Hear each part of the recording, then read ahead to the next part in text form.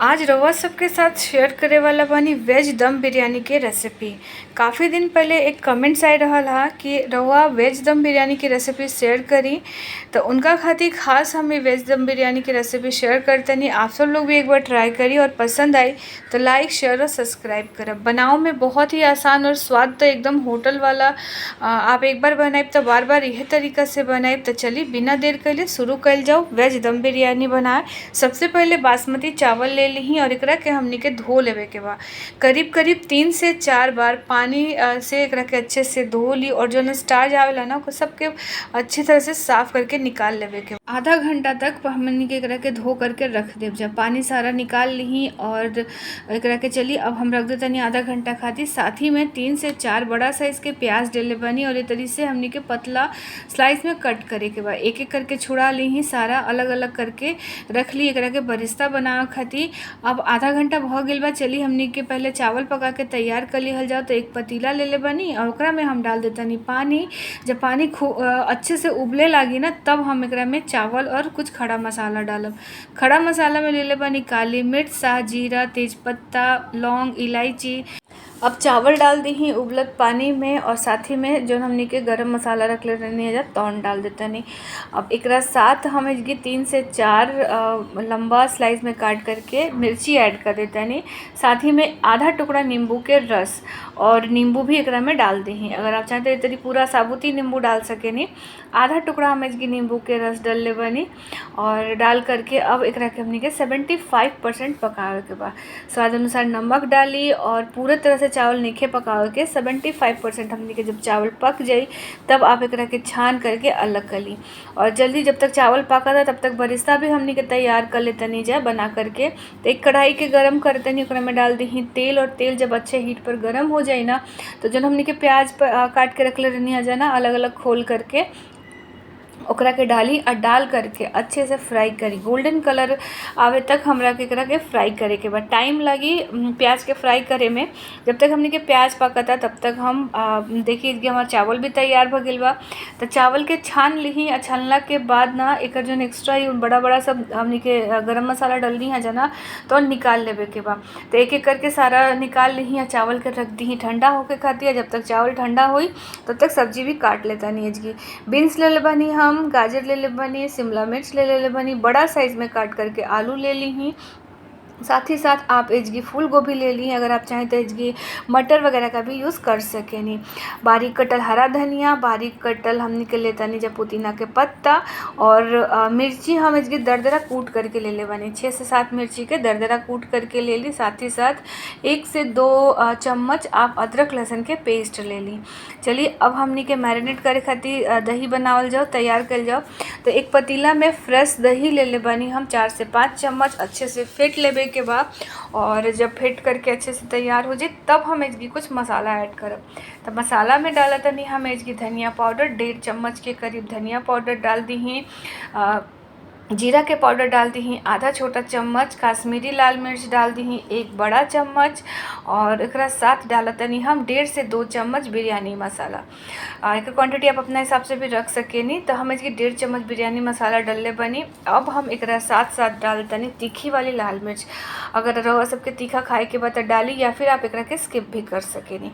और साथ ही में डाल दी हल्दी पाउडर 1.5 चम्मच के करीब हल्दी पाउडर डलले बनी और साथ ही में डालते हम मिर्ची जो कूट कर रख ले रही है 2 चम्मच डाल दी ही।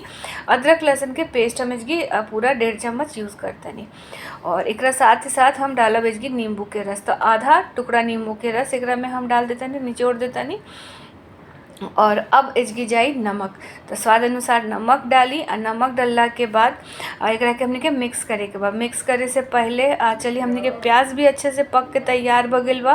तो प्याज जल जाई तो के बाद में मिक्स कर जाओ। पहले हमने के प्याज निकाल लेते नहीं जाए कि देखिए कितना बढ़िया प्याज के कलर आ गइल बा। अब प्याज सारा अच्छे से छान करके निकाल ली ही। टिश्यू पेपर पे भी आप एक के निकाल सके नहीं। और इसकी देखिए हम अब एक के मिक्स कर लेते नहीं मसाला के अच्छे से मिक्स करी कोनो एक एकरा में गुठली ना चाहिए। अच्छी तरह से एकरा के हमनी के मिक्स कर लेवे के बा।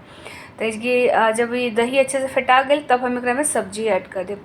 तो गोभी डाल देतनी, साथ ही में गाजर डालतनी, शिमला मिर्च, बीन्स और इसकी हम डाल देतनी। और एकरा अलावा भी आप जो सब्जी पसंद करतनी जो ना तो सब एकरा में डाल सकेनी। अच्छे तरह से मिक्स करी और मिक्स कैला के बाद हम एकरा में डाल देब थोड़ा सा बारीक कटल हरा धनिया और बारीक कटल पुदीना के पत्ता, दोनों के डालला के बाद आप एकरा में डाल दी प्याज जो हमनी के बरिस्ता बनेनी है जा। तो हमनी के प्याज डाल देव जा। थोड़ा सा प्याज यूज़ करे के बाद बाकी के हमनी के बाद खाती भी बचा के रखे के बाद। अब जौना में हमनी के प्याज मतलब कि तलले रहनी है ना तेल में, वो तेल हमनी के यूज़ करे के बाद 3 से 4 चम्मच अच्छे से मिलाई, मिक्स करी। मिक्स कैला के बाद 15 से 20 मिनट खाती सब्जी के हमनी के यही तरी ढक करके छोड़ देवे के बाद। तो मैरिनेट हो गई बस सब्जी। तब तक अब हमने चली जाए फटाफट से बना करके तैयार कर लियल जाओ। दम भी देवे के बैग रख के। तो सबसे पहले एक पतीला में वापस से घी डालतनी 2 से 3 चम्मच। सरसों के तेल हम इसकी यूज़ के लिए बनी। अगर आप चाहें तो सिर्फ घी में भी बना सके नहीं, सिर्फ सरसों के तेल में भी बना सके नहीं। अब अच्छे जब गरम हो जाए ना हीट पर तेल, तब एकरा में सब्जी ऐड करी और सब्जी डाल करके अच्छी तरह से फ्राई करे के बाद करीब 5 से 8 मिनट लागी पूरा सब्जी के फ्राई होके में।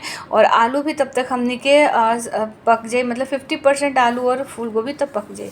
ढक करके फ्राई करी, फिर खोल करके आप एकरा के चलाई और यही तरी कम से कम 3 से 4 बार आप सबके फ्राई कर लेवे के बाद। अब चली फ्राई हो गई बा सब्जी। अब एक लेयरिंग करे के बाद ओकरा से पहले हमनी के सब्जी के अच्छे से सेट कर तनी जा।